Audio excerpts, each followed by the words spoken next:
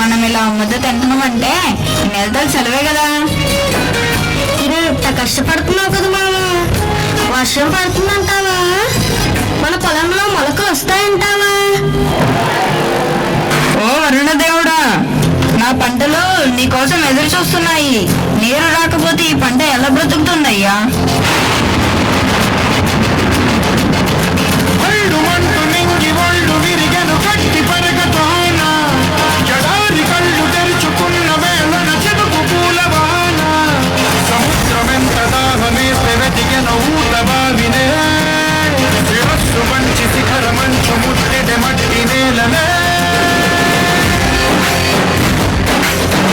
అయ్యా, మన పంటలో మొలకలు వచ్చినట్టున్నాయి చూడు.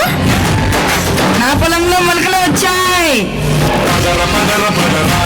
అడుగుకి పదులు పట్టి పదరా, అడవిని చదువు చెంగి మరి చెరుకుతున్న సిని దొరుకుతుంది కదరా.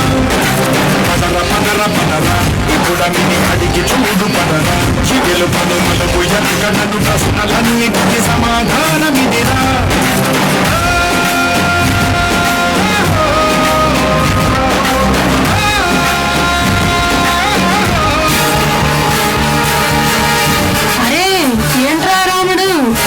సంతోషంలో పడవలు దక్కేస్తున్నారు ఏంటి?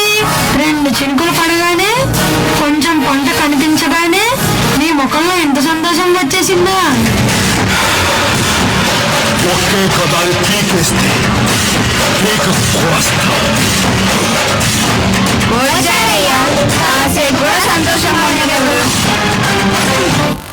ఏంటయ్యా ఇలా వచ్చారు? అరే, ఈసారి మీ పంటని నాకు అమ్మమని చెప్పడానికి వచ్చా. లేదయ్యా, ఈసారి మా పంటని మేమే పట్నంలో అమ్ముదాం అనుకుంటున్నాం. ఎందుకంటే మీరు మాకు చాలా తక్కువ సొమ్ము ఇస్తున్నారు. మేమే అమ్ముకుంటే రూపాయి ఎక్కువ వస్తుందని. ఏంటేంటి, పట్నానికి వెళ్ళి పంట అమ్ముతావా?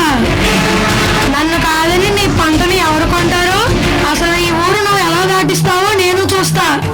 రేయనక పగలనక ఎండనక వాననక వాదనక వరదనక కోడి కూత కుయ్యగానే నాగలెత్తి పొలం ఏరిసాలు పట్టికొండ్ర వేసి దుక్కి దున్నితుగా లేచి నీరు పెట్టి తమ్ము చేసి విత్తు నాటి పైరు పెంచి అస్తులుండి పుస్తలమ్మి మందు జల్లి కలుపు తీసి కాపు కాచి కోత కోసి కుప్ప నూర్చి బస్తాకెత్తి బారుగాలం రైతు బిడ్డ నెత్తురంత చెమట చేసి ఎనకేస సొమ్ముని ఎనక్కి తిరిగేలోపు కాజేయడానికి నీకన్ని గుండెలు.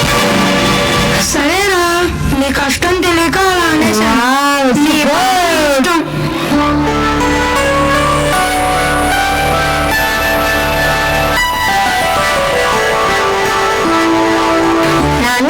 సంక్రాంతి దగ్గరికి వచ్చేస్తుంది. నాకు కొత్త బట్టలు కొనిస్తానన్నావు. నా కాలేజ్ ఫీజు కూడా ఇంకా కట్టలేదు నాన్న. నాన్న నాన్న నీకు ఒకటి తెలుసా? మొన్న జరిగిన ఎగ్జామ్స్ లో నా క్లాస్ ఫస్ట్ వచ్చింది నాన్న. అవునా బంగా తల్లి, నాకు తెలుసమ్మా. నువ్వు బాగా చదివి పెద్ద డాక్టర్ అయ్యి మన ఊరికి మంచి పేరు తీసుకొస్తావని. ఇక తండ్రి కూతురు కబుర్లు అయిపోతే వచ్చి పడుకోండి. పొద్దున్నే బేగాలేసి పొలానికి వెళ్ళాలి కదా.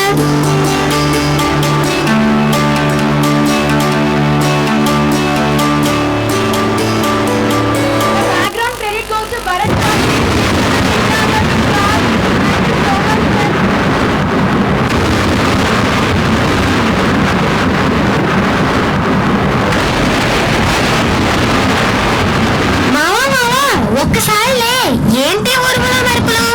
వర్షం పడేలా ఉంది. ఒక్కసారి పొలం దాకా వెళ్ళొద్దాం పదా.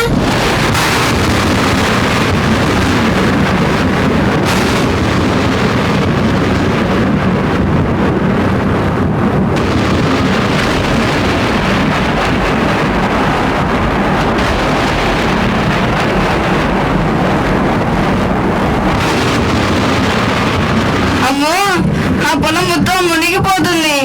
ఎవరైనా వచ్చి నా పొలాన్ని కాపాడండి, ఏదో ఒకటి చెయ్యండి. అయ్యో, నా పొలం మొత్తం మునిగిపోయిందే. నీరు నీరు నీరు రైతు కంట నీరు చూడనైన చూడరెవ్వరు. గుండెలన్ని వీడు ఆశలన్ని మోడు ఆదరించ రక్షించునాథుడెవ్వరు. ఒకప్పుడు రైతు ధైర్యంగా బతికేవాడు, కానీ ఇప్పుడు రైతు భయంతో బతుకుతున్నాడు. పంట వేయాలంటే నీళ్లుంటాయో లేదో భయం, నీళ్లుంటే పంట చేతికి వస్తుందో లేదో భయం, పంట చేతికి వస్తే దాన్ని ఎలా కాపాడుకోవాలని భయం. అదే భయంతో తను అనుకున్న ధర వచ్చినా రాకపోయినా వచ్చిన ధరకే తన పంటను అమ్మేసుకుంటున్నాడు.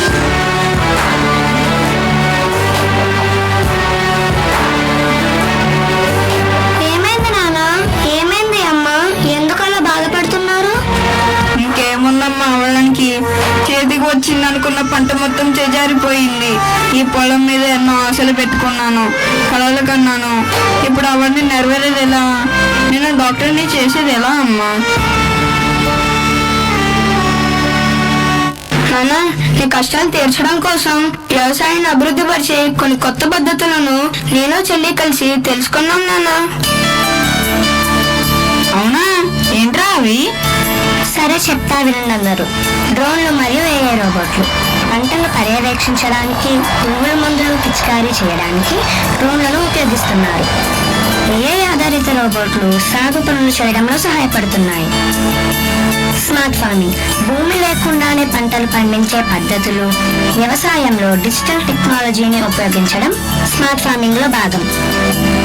ఆధునిక యంత్రాలు, భారీ వ్యవసాయ యంత్రాలు, యంత్రాలతో పాలు పితికే పద్ధతులు వంటి ఆధునిక సాంకేతిక పరిజ్ఞానం వ్యవసాయాన్ని సులభతరం చేస్తుంది. డిజిటల్ విప్లవం, డిజిటల్ టెక్నాలజీలు వ్యవసాయంలో సరికొత్త మార్పులను తీసుకువచ్చాయి. ఈ సాంకేతికతల వల్ల ప్రయోజనాలు: 1. దిగుబడి పెరుగుతుంది. 2. ఖర్చులు తగ్గుతాయి. 3. సామర్థ్యత పెరుగుతుంది. 4. సాధారణ రైతులకు లాభాలు కలుగుతాయి. సరే అమ్మా, ఇదంతా బాగానే ఉంది, కానీ అకస్మాత్తుగా వర్షాలు పడితే ఏం చేయాలో కొంచెం వివరించు తల్లి. ఆకస్మిక వర్షాల నుంచి పంటలు రక్షించడానికి నీరు నిలిచిపోకుండా ఎత్తైన ప్రదేశాల్లో మొక్కలు పెంచడం, మంచి డ్రైనేజ్ వ్యవస్థను ఏర్పాటు చేయటం. అవసరమైతే పంటలు కవర్ చేయడానికి షేడ్ నెట్స్ లేదా రెయిన్ కవర్స్ వాడాలి. బలమైన గాలుల నుండి పంటను రక్షించడానికి గాలికి అడ్డుగా ఉండే తెరలను ఏర్పాటు చేయాలి. భారీ వర్షాల తర్వాత ఫంగస్ మరియు తెగుళ్లు పెరిగే అవకాశం ఉన్నందున వాటిని ఎప్పటికప్పుడు పర్యవేక్షించి తగిన నివారణ చర్యలు తీసుకోవాలి. ఎవరైనా అన్నం పెడితే అన్నదాత సుఖీభవ అంటాం. అన్నదాత అంటే ఎవరో తెలుసా? వండినవాడు, వడ్డించినవాడు కాదు, పండించినవాడు. వ్యవసాయానికి మించిన సాయం ఆ దేవుడు కూడా చేయలేడు. సెల్ ఫోన్ లేకపోయినా మనం బతకగలం, టీవీ లేకపోయినా బతకగలం, ఏసీ లేకపోయినా బతకగలం. కానీ అవి తయారు చేసేవాడు కోటీశ్వరుడు. కానీ అన్నం లేకుండా మనం బతకలేం. అది పండించే రైతు మాత్రం ఎప్పటికీ పేదవాడే పేదవాడే పేదవాడే. అందరిలో ఈ ఆలోచన మారాలి. రైతు అంటే కష్టాలు కన్నీళ్లు మాత్రమే కాదని, ఈ నూతన పద్ధతులను ఉపయోగించి వ్యవసాయం చేయడం ద్వారా మంచి లాభాలు వస్తాయని తెలుసుకోవాలి. అలానే అగ్రికల్చర్ కి సంబంధించి విద్యారంగంలో వివిధ రకాల కోర్సులు అందుబాటులో ఉన్నాయి. వాటిని తెలుసుకొని అందులో రాణించే విధంగా ప్రతి తల్లిదండ్రులు వారి పిల్లల్ని ప్రోత్సహించి దేశాన్ని అభివృద్ధి బాటలో నడిపించాలి. ఇంతటితో ఈ స్కిట్ ముగిసింది.